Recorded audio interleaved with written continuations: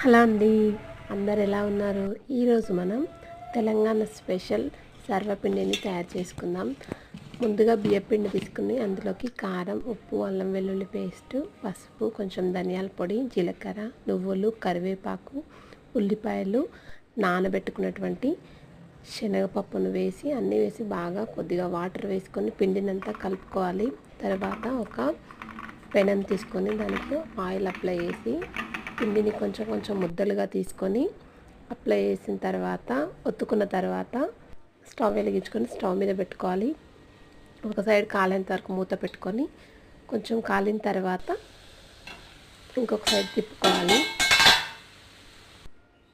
ఈ విధంగా తిప్పుకొని మంచిగా కాల్చుకోవాలి. చాలా చాలా టేస్టీగా ఉండేటటువంటి సర్వపిండి రెడీ అవుతుంది.